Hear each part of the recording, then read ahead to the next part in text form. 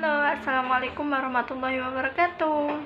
Sebelumnya perkenalkan, nama aku Vanessa Ivana dari kelas 12 IPS 5 dan aku berasal dari SMA Negeri 6 Malang. Di video kali ini sebenarnya aku bikin untuk memenuhi tugas agama Islam aku di sekolah yang diberikan oleh guruku, yaitu berupa wawancara bersama orang tua. Dan wawancara kali ini aku bersama bapak aku mengenai tentang pernikahan. Dan untuk videonya, di video nanti sebenarnya itu aku hanya record suara papa aku doang, dan papa aku nggak masuk on cam karena nggak bisa. Tapi aku yakin pasti informasi dan ilmu yang disampaikan bisa tersampaikan dengan jelas. Dan nggak usah lama-lama, kita langsung ke video wawancaranya. Pertanyaan yang pertama yaitu, mengapa Allah mensyariatkan pernikahan bagi manusia sedangkan makhluk yang lain tidak? Mengapa pernikahan hanya disyariatkan kepada manusia? Tujuan yang paling utama adalah untuk memelihara keturunan supaya menjadi orang yang baik, yang selalu taat kepada Allah Subhanahu wa Ta'ala. Pertanyaan yang kedua, apa kriteria dalam memilih calon suami atau istri? Mintalah penjelasan secara detail agar kalian memahaminya.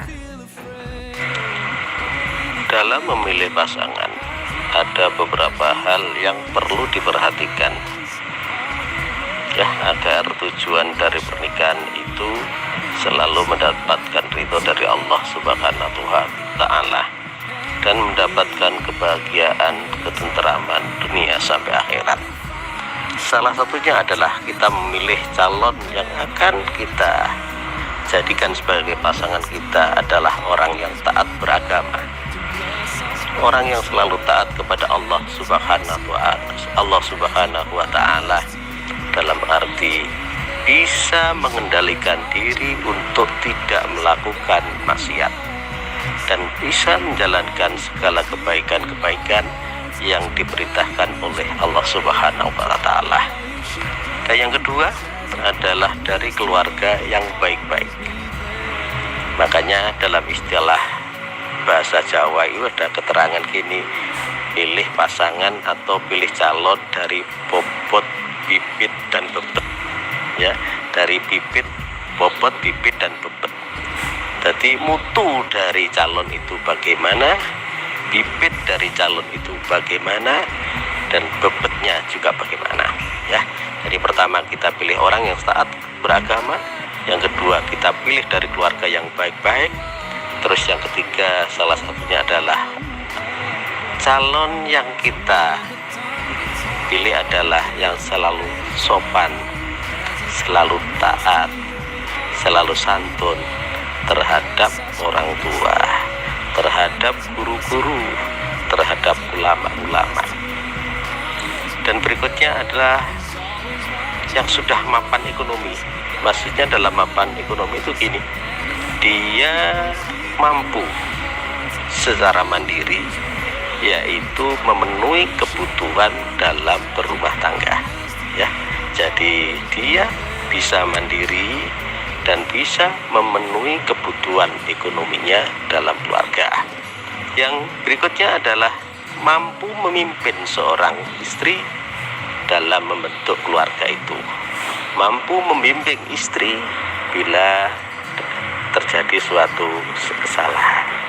Akhirnya dengan bimbingan dan ketegasan seorang pasangan yang bisa memimpin keluarganya, maka akan terjadilah keluarga yang baik, keluarga yang sehat, keluarga yang sejahtera sesuai dengan cita-citanya.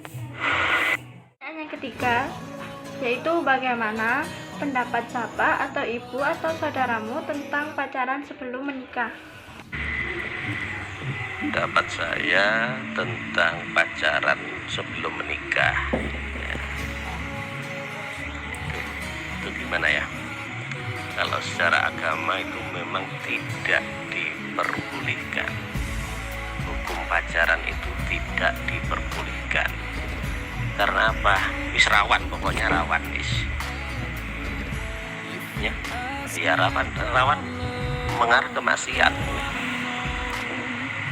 Makanya agama itu melarang untuk pacaran sebelum nikah.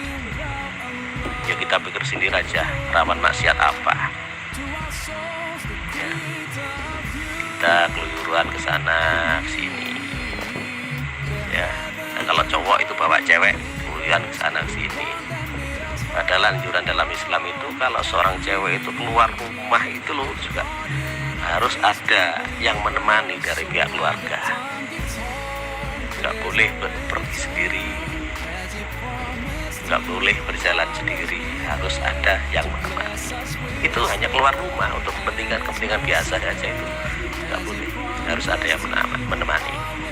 Nah apalagi keluar untuk pacaran sudah nggak boleh. Jadi kesimpulan saya berdasarkan perintah agama, saya tidak setuju kalau seorang pemuda pacaran dengan seorang pemudi. Walaupun akan menikah, segera menikah nggak boleh. Nah kalau perlu ya sedang menikah dulu aja. Pacaran nanti di dalam rumah tangga itu pacaran. Tapi ada istilah gini ya, untuk mengawali pernikahan memang pacaran itu bisa diistilahkan ini lo gak pacaran apa ya roh sifat karakter calon pasangan kita nggak tahu baik jeleknya gimana. Itu ada tuntunannya gimana ya wedding ngongkon, kita menyuruh orang yang bisa dipercaya untuk memantau bagaimana calon kita itu ya. Calon wedok ya sing dikongkon mata-matai, kongkon mengamati ya kudu wedok, harus perempuan. Nggak boleh calonnya perempuan yang disuruh untuk mengawasi, untuk memata-matai, untuk mengoreksi keadaan calon itu. Yang lawan jenis juga nggak boleh ya, kecuali kalau saudaranya nggak apa-apa ya. Jadi kita bisa menyuruh orang untuk dekat kepada calon pasangan itu, menyuruh orang. Jadi untuk mengetahui karakter orang itu gimana, kebaikan orang itu gimana, kejelekan orang itu gimana, supaya nanti dalam pernikahan kita nggak menyesal. Oh tiba bojoku ini. Itulah ya, sekali lagi saya tekankan, jadi pacaran itu dalam agama atau dalam pribadi saya nggak setuju. Pertanyaan terakhir yaitu adalah setiap kita memungkinkan bentuk keluarga yang sakinah mawaddah warahmah, apa maksud dan bagaimana cara mewujudkannya?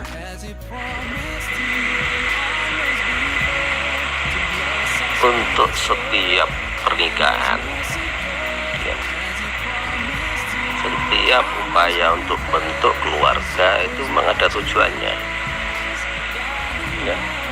Semua pasangan punya keinginan dan tujuan, yaitu bentuk keluarga yang sakinah, yang mawaddah warahmah ya,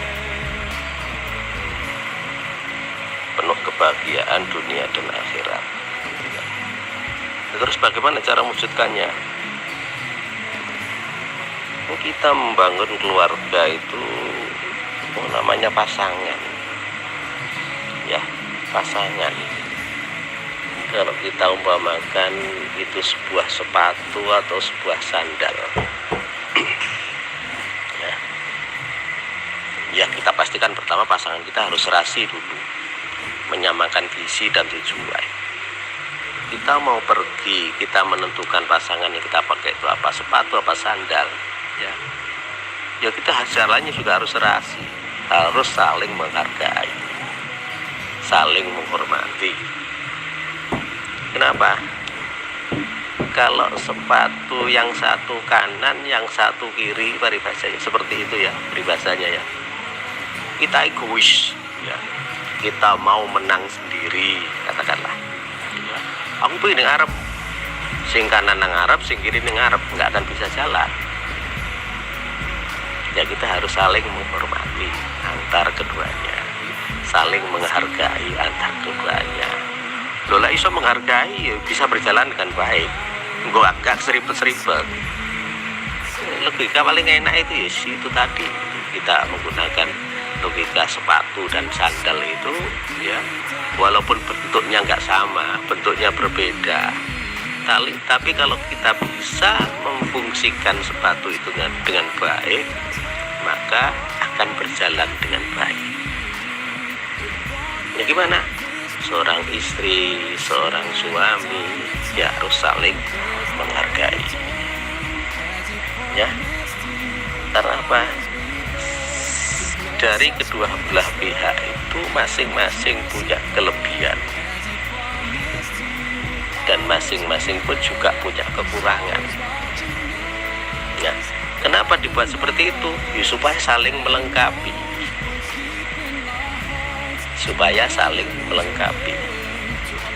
Nah, terus yang punya kekurangan itu gimana? Ya minta kelebihan dari sang pasangan.